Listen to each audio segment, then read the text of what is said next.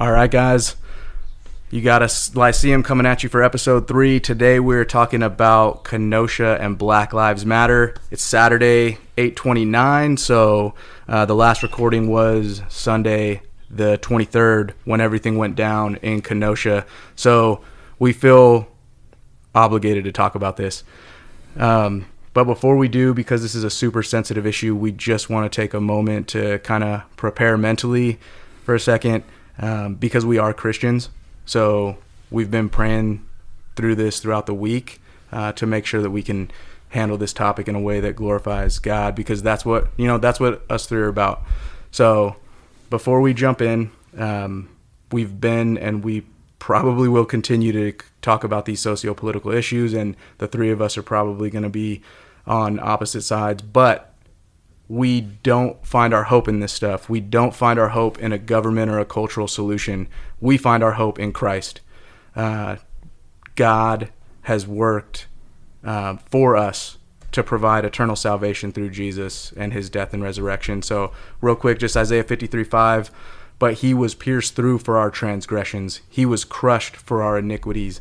The chastening for our well-being fell upon him, and by his scourging we are healed. So that is where we find our hope. Now we can jump into the topic of Black Lives Matter and everything that's going down in Kenosha. So as we launch into it, I got a question for you guys. If we separate the statement Black Lives Matter from the organization, real quick. From their actions?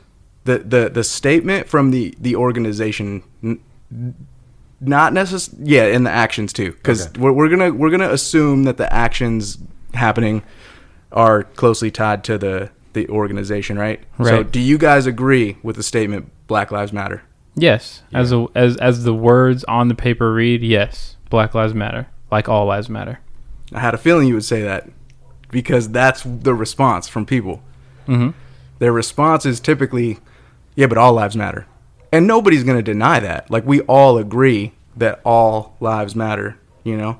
Right. But I do think there is relevance and importance to the statement, Black Lives Matter. Mm-hmm. And that's because if we look back through American history, we see that historically, even till pretty recently, Black lives, from the viewpoint of the government, the founding fathers, and even just other nationalities in general, Black lives have not been as important. Do you guys agree with that? No. Yeah. You do? Yeah. Do you know who Jonathan Edwards is? I do. So real quick. So do you think he would look at somebody who is black and say their life doesn't matter? Was John Edwards the majority of the population? No, but we're Christians, so yeah. And guess what? He's a philosopher that had heavy weight before the American Revolution in our actual coming as a nation, forming our identity. But he didn't have as much influence on the Constitution. Yes, he did. Bro. Is God in the Constitution? God is in the Constitution. Perfect. But is it the Christian God? Is it yes. the God of the Bible? I would contend yes. I would contend no. Okay. So before we get off topic, so I disagree with, because you say that you don't think Black lives, or you think Black lives have been equal to white lives from the beginning of this country. I didn't say that. I think you did say that. Well, I want to you're reframing my words. I'm saying that from the standpoint of the people who were actually maybe abolitionists of slavery at the time in charge, trying to form the identity of this nation, they did think Black Lives Matter. Okay. Well, yeah. So because there were Caucasian gentlemen who died in a war, right? I'm not Correct? saying there weren't. Yeah. Well, we kind of, with your question, you said that this isn't a Christian nation. We didn't value Black lives at all, but there was a civil war, not mainly, because some people would say that the Civil War was not just fought over that, but it was a critical part. I'd say a nice third of the reason why that Civil War happened. I would say that's accurate, but it wasn't the whole reason. Well, let me just finish. I gotta finish. The reason why I bring up Jonathan Edwards is because there was something called a revivalist episode going on in our nation that brought about the Great Awakening. And if you read Jonathan Edwards' work like everybody else was doing during that time period, because he is from Connecticut. That's where he was born. This man was a Christian, and I do believe I will see him in heaven. Oh, he's 100% a Christian, Jonathan Edwards was. But okay, the other gentlemen that were primarily involved in creating the laws were not. They were deists or theists primarily, which is not Christian. So if we go back and look, because let's look at the facts.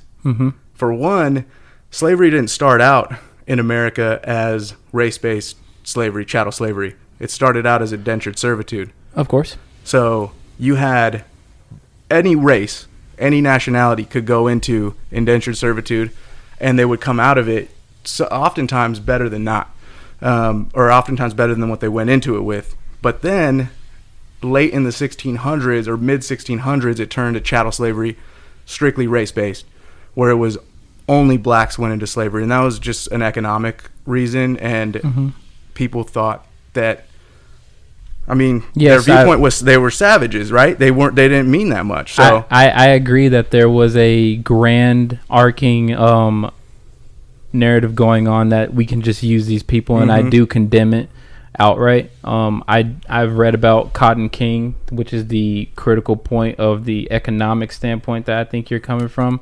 But like I said again, it was a contentious point, and that's why a whole war was started over. Yeah. Or not completely started over. That's why it was part of the reason why a war was started. Well, yeah, because, I mean, we have to admit that through history, because it's just a fact that black lives weren't to them were not as important. I mean, the 3/5 compromise didn't count black people as a full person. I would just ask for us to be critical and say most of them. I'll agree with most of them, but not all of them back then. Okay. Yeah. Okay. I would say more like large majority, not just a small majority, but it was a large majority. Because even Abraham Lincoln. What's everybody's view on Abraham Lincoln generally? That man freed the slaves. I was about to bring that up. Right. I was about to bring that up. That is. And actually, I think I want to be very honest. I've actually read biographies on our founding fathers, George Washington in particular, Lincoln.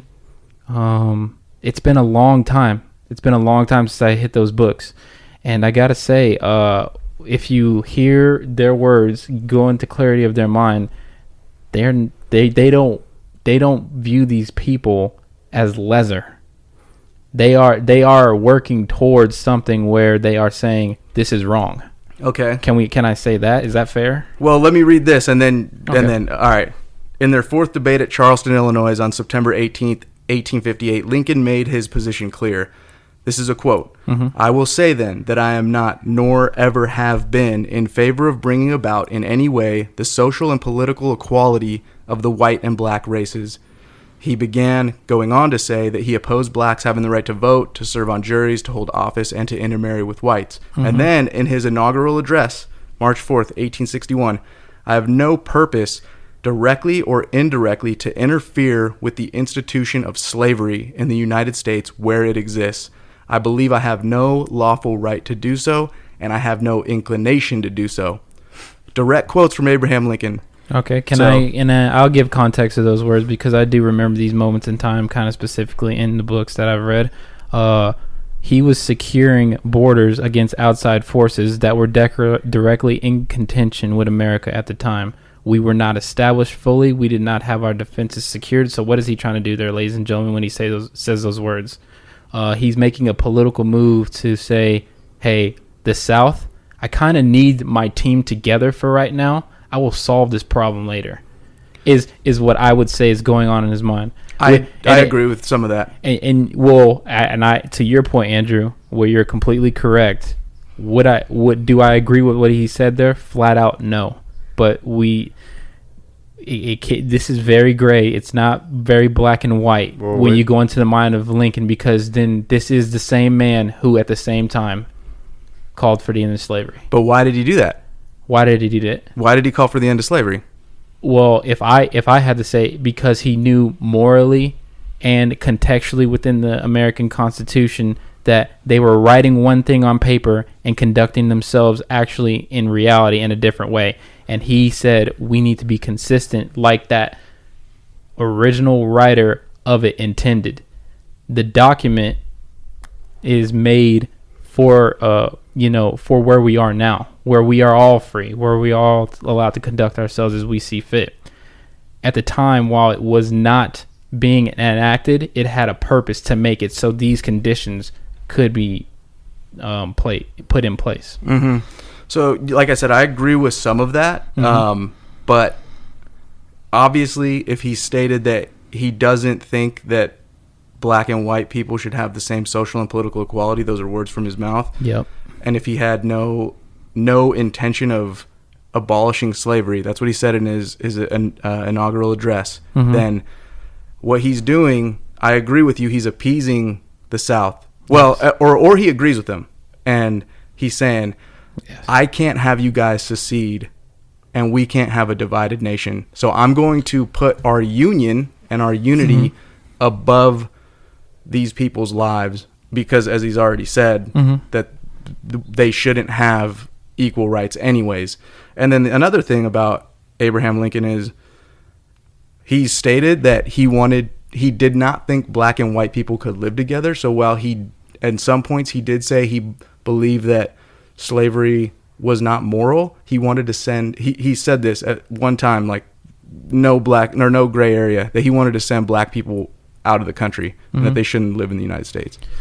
Man, what a luxury it is to be able to have the perfect Monday morning quarterback view of, a situation, to import your perfect morality, not yours, Andrew, but all of ours. We have that opportunity to import it into the past.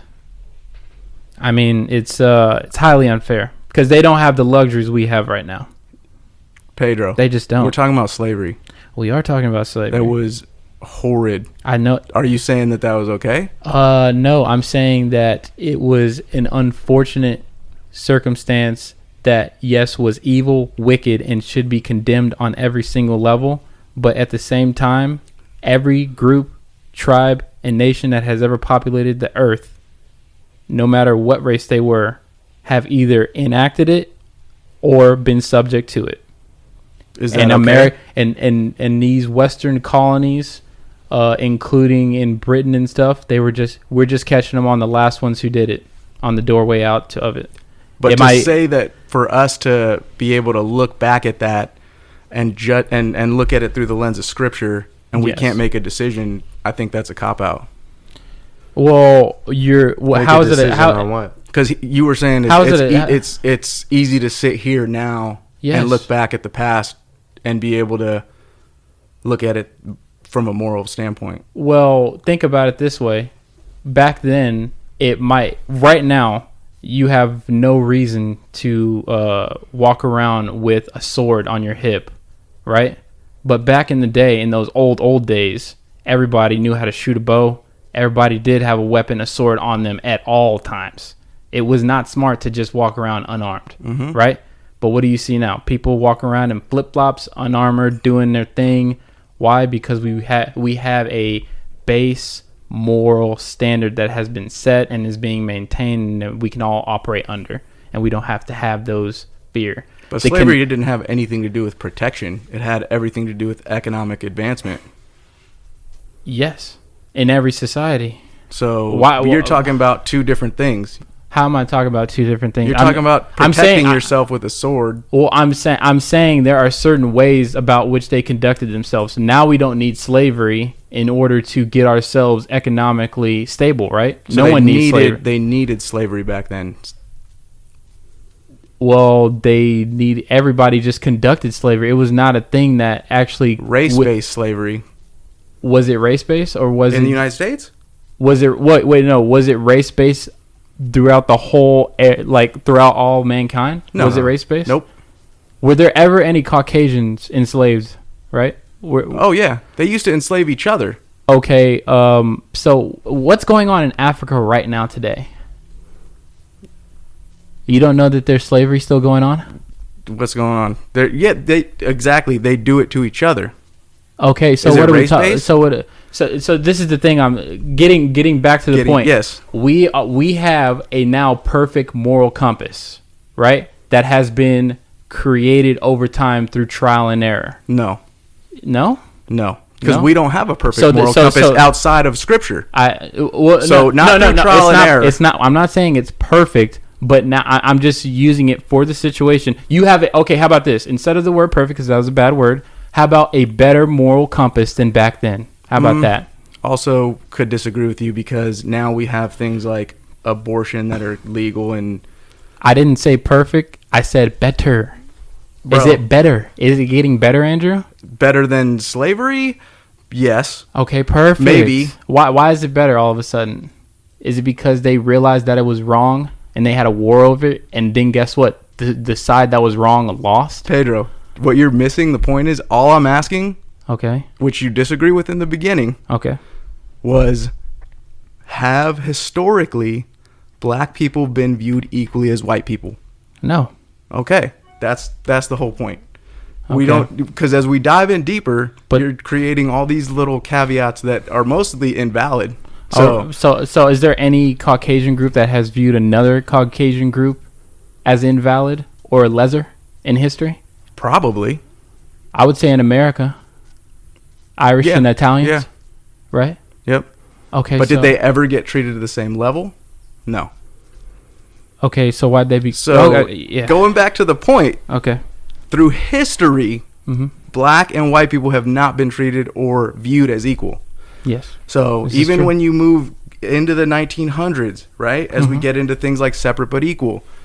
So for the majority, the vast majority, until the late 1960s, and even then there was way more racists back in the late 1960s because that's when the civil rights movement was going on. Mhm. So for most of the country's history, black people have been viewed as lesser, which is why I think the statement is very, very important and valid. Black Lives Matter, because it needs to be said, because historically that has not been the case. Right. So I wanted to start there Mm-hmm. because that kind of gives the framework with what we're, I know. Where are we at right now with time? Pedro, what do we got on the clock? Because that took a while. Oh, okay. We are. Off to a long So start, but we're starting. Yeah, We're at 22 minutes, and I honestly, We're at 22 minutes left? No, yeah, 22 minutes left. Oh, okay, cool. Okay. So as we look at that, now the statement, because I completely and wholeheartedly agree with the statement, So do I. Oh, Black Lives Matter. But do you agree with the manifesto that they've created? Now Oh. let's look at now we can, because Just it's with the two, statement, just yeah, with it's the two statement. different things, right? The statement, and then you have a decentralized organization called Black Lives Matter. Okay. And so now I think we can look at that Okay. with some context, right? Okay. Because just looking at that without context is unfair. It's completely unfair. I got you. Okay. Well, so and two, real quick, we could look at how it started. Just a brief summary of how it started. How did it start? When did it start? When did Black Lives Matter start? 2013, right? Yes. Yeah. Okay. With a the hashtag. murder of Trayvon Yeah. Martin. Yep. The founder of one of the founders of Black Lives Matter put it on, I think it was Twitter, used it as a hashtag, Black Lives Matter, and her sister or sister friend started proclaiming it in more of a action type way, Mm-hmm. as opposed to just a hashtag. So that's when it started. Okay. Not Yep. the movement. Yep. Obviously with so many other people, putting their life on the line and getting in danger's way and making a statement Mhm. is just that statement. Black Lives Matter. We're gonna form a group around this. Yep. So that's when that group that you're talking about, Yeah. the organization is Kind of gets a little birthed. iffy, yeah. Yeah. And it gets iffy. Well, at it's that not. point. It's kind of not really iffy for me because I'm gonna just shortly play. I don't want to cast any false assumptions about them. So I refer to their manifesto online, and then I refer to one of their co-founders real quick. I'm just gonna play this for you guys and just let you listen. This is an interview done by another gentleman who does good work. Actually, I looked into him. He does good work for the bettering and furthering of African Americans. He does good work, and I kind of like this guy. But he is conducting an interview with Patrice Cullors, the co-founder of Black Lives Matter, and he straight up asks her, can you give us some more clarity on what Black Lives Matter is? And then here's her answer. Let's just let her speak for herself. I think that the criticism is helpful. I also think that it might, I think of a lot of things. The first thing I think is that we actually do have an ideological frame. Myself and Alicia in particular are trained organizers. We are trained Marxists. We are super versed on sort of ideological theories. So that was a nice excerpt of her just giving her spiel on it, and I'm not going to really say anything else because after that, I would like you, ladies and gentlemen, to research what is Marxist, who is Karl Marx, what is the history of it, has it ever been successful to leading towards a communist nation, and then I want you to go also to the Black Lives Matter website where they officially put up their manifesto. I will just say, like Andrew stated before, he said decentralized organization. If we just step back and take a look at another thing that is decentralized, I would just reference the American military. It is very much decentralized, but it has an overarching goal. What is that overarching goal? To protect and secure the borders of America. And then how is it decentralized? You have Navy, Air Force, Army, the men's department that I'm from, Marine Corps. And guess what? While they have different generals that are handling different, attacking the overarching goal in a different way, they're conducting themselves in different manners, of course, and for different situations, but they do have the same goal. So when someone says to me decentralized, it kind of means nothing. I'm sorry. There is an origin point to this whole organization that it was built from. Yeah, and this is a super subjective question, and I don't think anybody has the answer to this, but what percentage of people do you think are out there, just generally, whether it's supporting or not supporting Black Lives Matter, that know what the founders are about? You think 10% know about it, that they're Marxist? And yeah, you think? I think I agree. I don't think a lot of them even know what they're doing out there, because when we get to my boy, who I want to actually talk about today, Kyle Rittenhouse, there's a video of him when he's being chased by the zombie horde.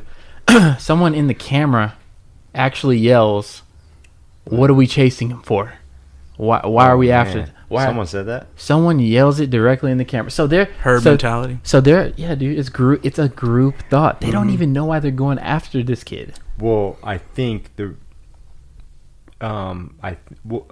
get more into that scenario, but I think just so we don't forget about that statement, I think the reason why they were chasing him in that video was because he had just shot someone in the head. Okay. So let's move on. Yeah, we're close to 15 minutes, and I just want to use my time on that. So honestly, you guys can go on that. Yeah, I agree with you guys. I don't think it's a large majority of people that understand what the BLM organization is actually about. So you've got, I think we all agree that most of these people are out there, whether black, white, Asian, Hispanic, whatever race, nation you are, they're out there because they strongly believe that the undertones of history have carried on to today, and that black lives are still treated as unequal. Okay. Real quick, Pedro, what do you think? I mean, she put it in her own words, but summarizing, not too crazy, nothing crazy. What do you think the goal of BLM is from their manifesto? You're talking about the organization's point of view. From those three women's or whatever. Yeah, the organization, not the people out there protesting and writing. I'm talking about the leadership. Right. What do you think that their goal is summarized? Well, there's a lot of points that are just anti-American, in my opinion, but pretty much the one that struck home to me was deconstruction of the American nuclear family.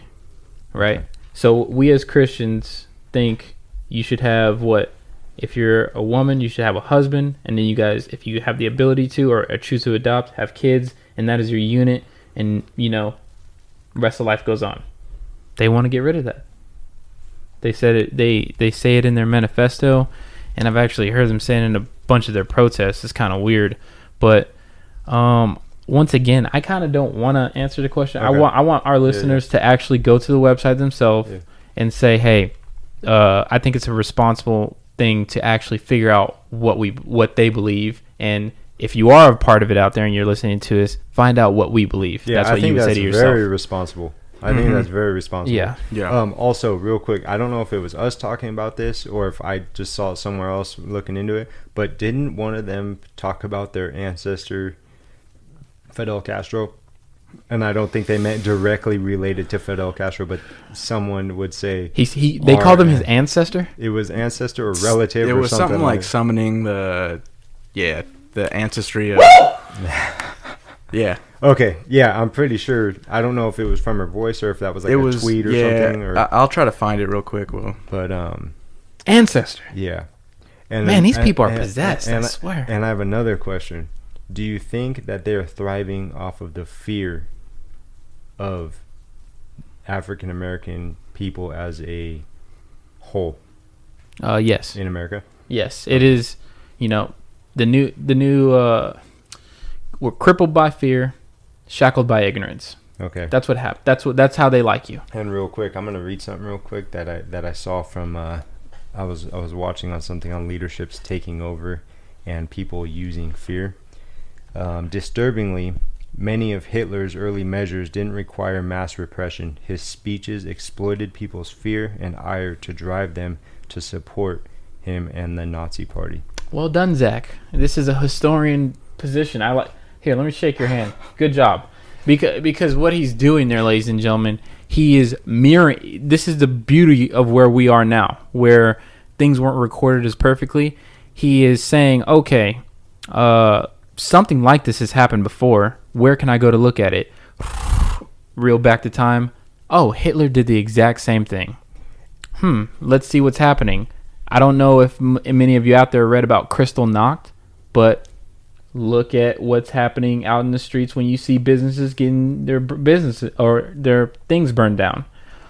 Mirror these things, people. Think, read. The history and the literature is there for you. Yeah, and I'm not saying that's what the goal of these women are, this organization. I'm just saying that, like we're talking about here, these things have happened before, and things very dangerous, evil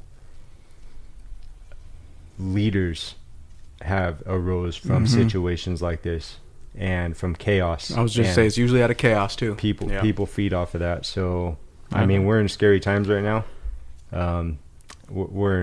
I'm so thankful that we put our hope in God. Yeah. And I'll read the quote. I found it. As Fidel Castro ascends to the realm of the ancestors, we summon his guidance, strength, and power. We are indebted to him for his guidance and inspiration. It's attributed to BLM, the organization. Yeah, that's scary. Yeah, we only have almost 10 minutes left, and I want to get to my boy Kyle, but I know you guys want to talk about the situation. Timeline. Give it quick timeline, Zach. Yeah? Timeline on what? Kenosha. Okay. Yeah. Well, for just a run through. Okay. Last week, Sunday. No names. A male was called on by a girlfriend, supposedly, for being somewhere that he wasn't supposed to be. I believe it was by her house, around her. She called the cops, said this person's here, not supposed to be. He's got warrants out for his arrest. They went to that area. They found him. They confronted him. It's all on video. You guys know who I'm talking about. Last name rhymes with Flake. And the cops and him get into a tussle. This is all on camera. Okay, This is not an opinion. This is not allegedly. This is on camera. There's 2 points of view. One from across the street. One from that side of the street where they were fighting. Tasers were brought out. A fight broke out, kind of like a little grappling match. The suspect, then got up, was walking at a pretty good pace around his car. The cops then pulled out their weapons, were following him. telling him to stop. I don't know if they were telling him to put down the knife or not. That's still up for question. Some people say they were telling him to put down a knife. Cops later did find a knife in the car, but under the floor mat. But he opens up the car door. The cop then pulls on his shirt, and the driver, the suspect whose children were inside the vehicle, looks like he's either reaching in the car or stepping in the car. The top half of his body is inside the car, and the cop then opened fire 7 times into his back. As far as we know, he is just paralyzed, and people lose it.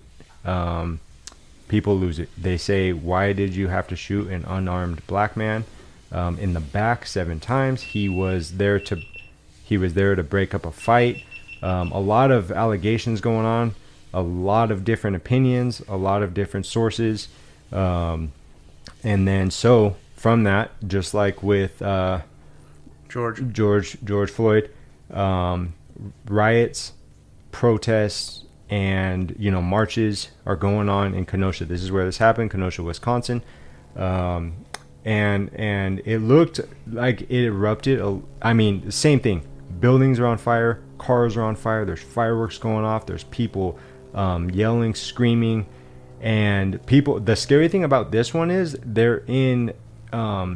It kind of looked like LA, where there's like main streets, houses on main streets, like big long main streets, and people are saying, "Get out of your house and march. Get out of your house and march." And dude, if you got freaking 300-400 people outside your house screaming that is not cool. Like, that's not safe. That is not positive.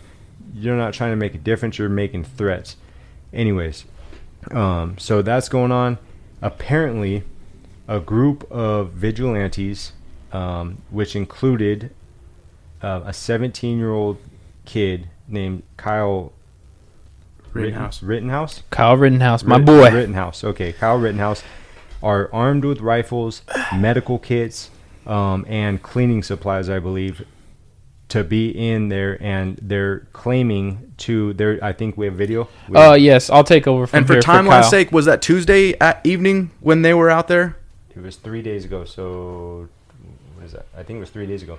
It was just 3 because days ago. the incident with the gentleman that got shot 7 times in the back was on Sunday. Okay. And then the riots happened on, I believe it was Sunday night, Monday night, and then Tuesday was the night. Yeah. Okay. Gents, we only got 7 minutes left. Honest to God. Hold on. I want to save this for. I want more time than this. That's what I'm saying. Yeah. We should. Are we going? Or we're gonna have to do episode 2, part 2. All right, we're doing part 2. We're just gonna keep going. We're gonna keep going. Yeah. Perfect. Okay. How much time do you want me to extend? No.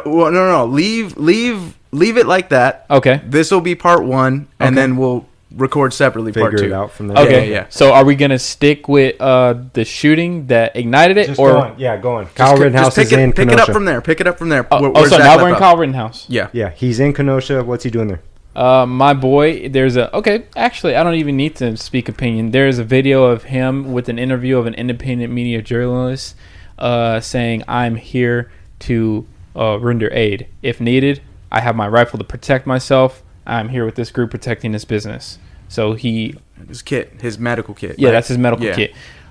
There's another video where we hear him stating he has his LMS license for emergency medical services, EMT, probably I think. Probably like CPR and stuff. Something like that. That's the first video. That's his friend. His friend has an EMT. He's an EMT. He's an EMT? That's what he said. Yeah. Perfect. Okay. So that is the first video in the timeline where we see his interview going. The second... Where did he come from? How far away? 30 minutes away. Okay. I actually tracked it on Google Maps. Okay. They're not that far. Not that far. Yeah. What happens next in the next video that you should watch is we see, in my opinion, we see him proving that he is there to help. He puts out a trash can that's being pushed towards a gas station on fire. In the middle of a street, pretty much. It's by a gas station. Yeah, they're trying to do that, and he just goes towards it, throws it out. Real quick, was that before or after the gathering at the gas station? I think that was simultaneous because you can still see people arguing at the gas station. So it's all going on at once. There's then another video where Can you talk about the gas station real quick? Oh, the gas station is where we see his first, some people say victim. I say his first, that happened aggressor. at the gas station? Oh no, happened it at the didn't. gas It station? didn't happen at the gas station. What happened at the gas station is you see somebody who got killed. So there's He was- there's a I'm calling it a gathering. Okay. There's meetings of two sides happening. Yes. At the gas station, and there's some heated discussions happening With the vigilantes and the protesters. Yes. Yeah. For the most part, I was actually surprised to see it looked like everybody was fairly level headed. Yeah. And there were vigilantes when their people were getting heated, pulling them back, like, hey, get back, chill out. And then I saw some BLM people, when their people were getting heated, they were trying to pull them back. So for the most part, it seemed like the conversations were getting heated, but people weren't getting too aggressive. And there were some people that were still thinking smart. Yeah, did you know they were actually libertarians there who were actually there to protect, some of the rioters too? I And they didn't were know they actually were- in their support of BLM? Yeah, I didn't know they were libertarians, but I did know that because I saw a video of a gentleman who was armed, vested, and he's like, he said he drove in from like Milwaukee somewhere, and he's like, man, it's not right what happened. It's not right what happened. And I support like the equality of black and white people. He's like, but I got to be out here protecting people too, So I did see that, yeah. Okay. And the next video, I think it comes in the sequence, is he's been pepper sprayed, and he's explaining once again he's just there to help, and he's saying Kyle got pepper sprayed? yeah, Kyle got pepper sprayed. There's a dang. video of that, and what happens is he's still saying, does anybody need help? And then he sees somebody being carried, and he says, hey, I'm emergency medical services, I can help, do you need help?